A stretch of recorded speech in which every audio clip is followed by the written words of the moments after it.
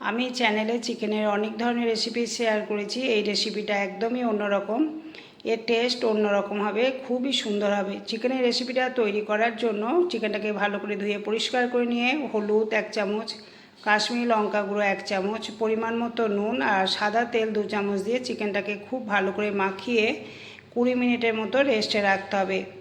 রেসিপিটা সাদা তেলে তৈরি হবে, তেল খুব বেশি লাগবে না, তেলের পরিমাণ এইরকমই থাকবে। এখানে আমি 3 চামচ তেল দিয়েছি আর চিকেনের পরিমাণ হচ্ছে 800 গ্রাম। এখানে এলাচ, দারচিনি, লবঙ্গ, একটা তেজপাতা, শুকনো লঙ্কা আর 1 চামচ গোটা জিরে ফোড়ন দেবো।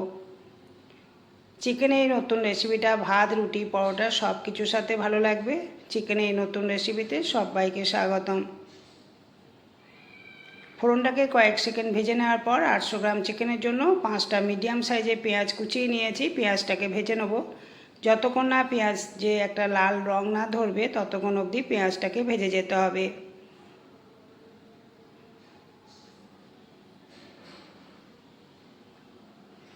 পেঁয়াজটা লালচে রং ধরে গেলে তারপরে এখানে দিচ্ছি 2 চামচ আদা বাটা আর রসুন বাটা একসাথে। আদা রসুনটাকে বেটে নিয়েছি, অল্প জলে মিশিয়ে দিয়ে দিলাম। আদা রসুনটাকে পেঁয়াজের সাথে ভালো করে ভেজে নেব যতক্ষণ না রসুন থেকে কাঁচা গন্ধ না যাবে।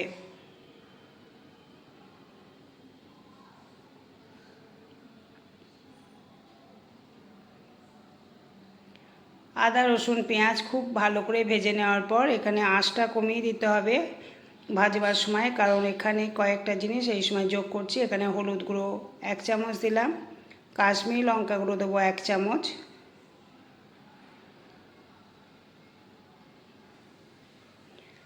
এক চামচ দেবো কসুরি মেথি, কাঁচা লঙ্কা কুচোনো আর টমেটো কুচোনো। সমস্ত কিছু দিয়ে ভালো করে মশলাটাকে কষিয়ে নেব।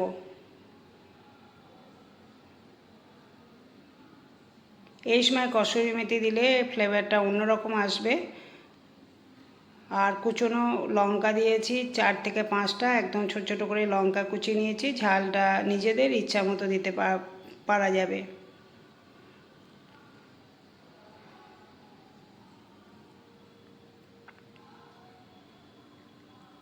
যদি কেউ টমেটো না খায় তাহলে টমেটোটা এখানে বাদ দেওয়া যেতে পারে।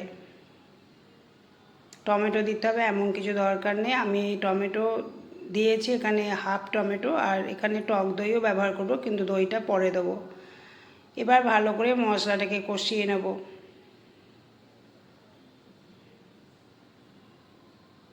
মশলাটাকে খুব ভালো করে কষিয়ে নিতে হবে। মশলাটা কষানো ঢাকা দিয়ে কষাতে দিলাম। আর তারপরে এখানে দিচ্ছি ধনে গুঁড়ো 1 চামচ আর হাফ চামচ দিলাম জিরে গুঁড়ো।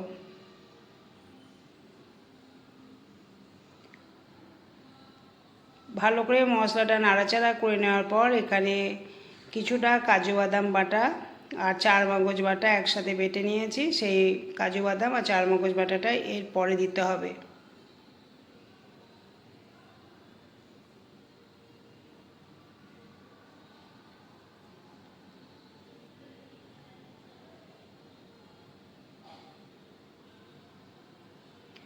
কাজু বাদাম আর 4 মগজ বাটাটা দেওয়ার পরে ফ্লেমটাকে একদম কমিয়ে দিতে হবে। তারপরে মশলাটা অনেকক্ষণ ধরে কষাতে হবে। যেহেতু কাজু বাদামটা কাঁচা আছে সেই জন্য মশলাটা খুব ভালো করে কষিয়ে নিতে হবে। অল্প একটু মশলার বাটি ধোয়া জল দিলাম। এই সময় মশলাটা আঁচ কমিয়ে অনবরত নাড়তে হবে। দেখো মশলাটা খুব ভালো করে কষিয়ে নিয়েছি। এরপরে চিকেনটাকে দিয়ে দেবো।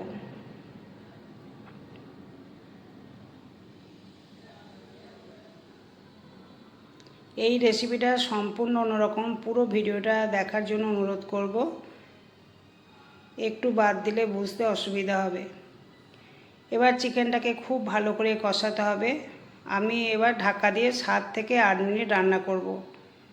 ভালো করে নাড়াচাড়া করে নিলাম। তারপরে ঢাকা দিয়ে এটা 7 থেকে 8 মিনিট পর আমি আবার দেখাবো।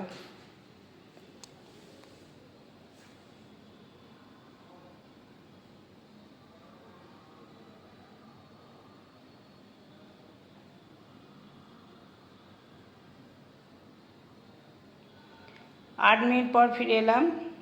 এখনও চিকেন থেকে খুব জল বের হয়নি, শুকনো শুকনোই আছে।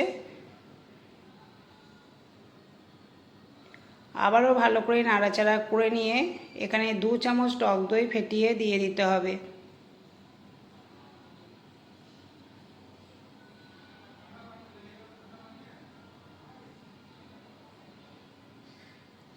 টক দই দেওয়ার সময় আঁচটা একদম কমিয়ে দিতে হবে, লো ফ্লেমে দিলাম। টক দইটা দেওয়ার পর ভালো করে মিশিয়ে নিয়ে আবারও আমি ঢাকা দিয়ে রান্না করতে দেবো।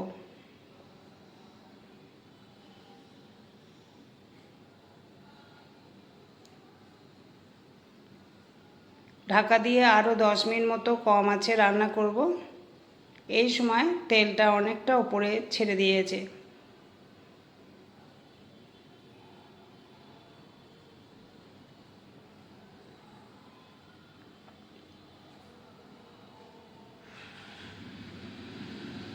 এটা হতে থাক, এখন আর ঢাকা দেবো না। পাশের ওভেনে একটা প্যান বসিয়ে দেব।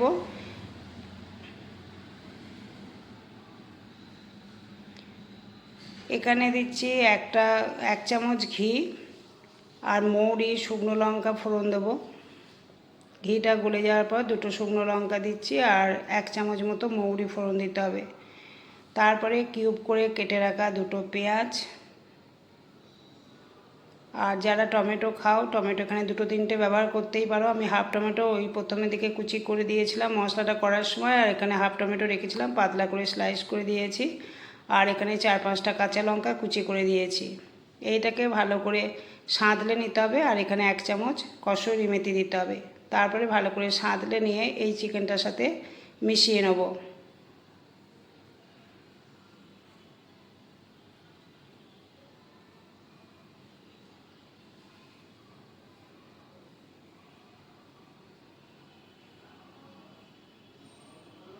ততক্ষণে চিকেনটা একটু নাড়াচাড়া করে দিলাম। তারপরে ভেজে রাখা পেঁয়াজ, টমেটো, শুকনো লঙ্কা, মৌরি, কসুরি মেথিটা দিয়ে দিলাম।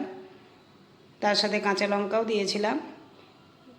ভালো করে মিশিয়ে নিয়ে এখানে ছোট কাপের 1 কাপ জল দিতে হবে। খুবই অল্প জল দিতে হবে, বেশি জল এখানে দেওয়া যাবে না। তারপরে চিকেনটাকে আরও 5 মিনিট রান্না করতে হবে।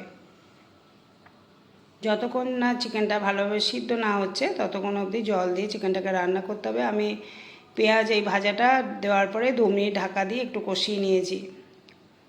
2 মিনিট পরে ঢাকাটা খুললাম। এরপরে আমি জলটা দেবো। জলটা অবশ্যই গরম জল দিতে হবে, জল একদম ঠান্ডা জল দেওয়া যাবে না, কারণ চিকেনটা 80% মতো রান্না হয়ে গেছে।